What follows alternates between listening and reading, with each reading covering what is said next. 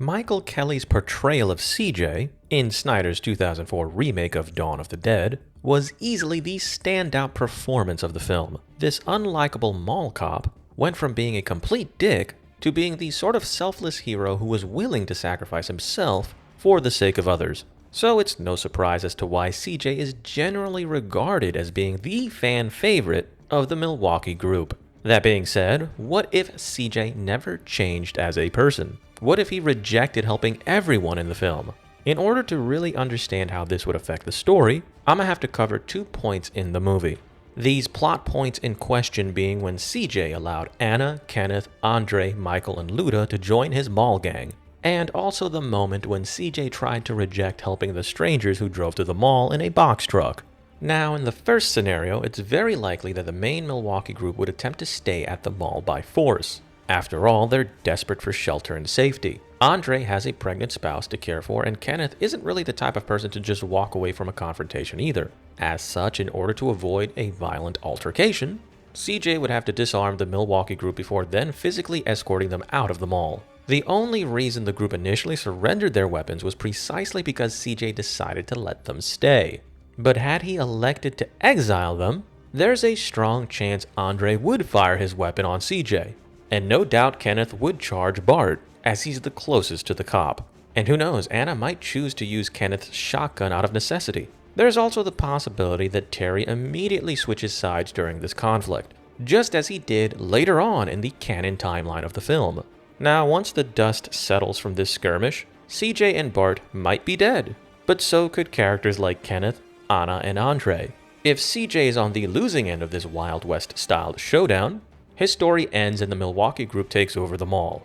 If CJ is on the winning side of this conflict, the Milwaukee group would be disarmed and escorted out of the mall, or outright terminated on the spot. Regardless of who wins this confrontation, the surviving group will eventually have to deal with the box truck survivors. Obviously, Kenneth's group would allow these survivors to join them, but CJ in this timeline would not. But before we even cover the box truck incident, let's just assume it never happens to begin with. The backup generator will eventually run into issues, as it did in the film, thus requiring a team to go refuel the generators in the employee parking lot. Now, without the manpower that the survivors had in the main timeline, which only existed because CJ allowed the original group into the mall, everyone who volunteers to fix the generators would get slaughtered in the parking garage, or they would elect to ignore the problem entirely, hence struggling to survive without food preservation technologies being present.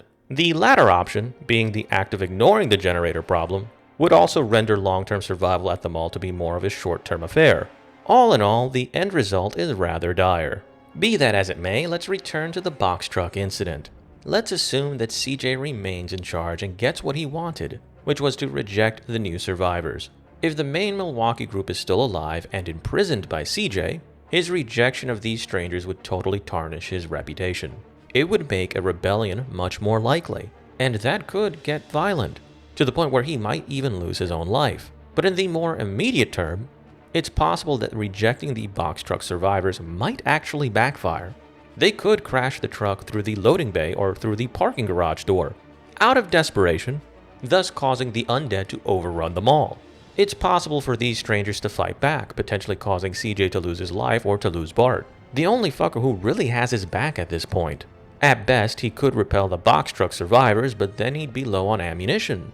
Regardless of the outcome, if CJ manages to reject these strangers and send them packing, it's highly likely that he'd be disposed of power by a rebellious group.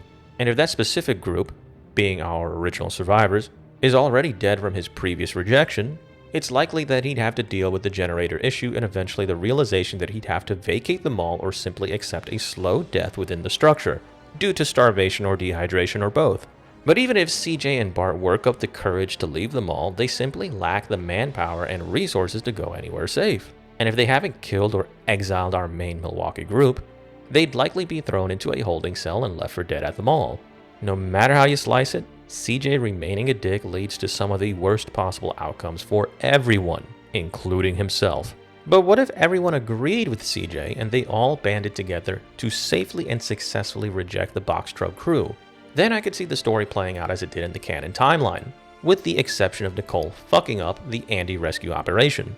and also with the exception of Glenn killing the hot chick and causing a bus wreck. But then again, without Steve the prick, there wouldn't be any reason to head to the marina. So where the fuck would our survivors go? The roads leading away from Milwaukee would be jammed and the undead would have complete dominion over the entire countryside. Given all of this information, they might just opt to stay at the mall, an outcome I've already covered in a what if video. Anyways, if you like this sort of content, please like, share, and subscribe to the channel. Also click the bell as well if you'd like to be notified whenever I publish a new video. And remember that you may opine anytime if you feel so inclined down in the comments section. I'm Captain Gold and I hope to see you in my next Gold Standard video.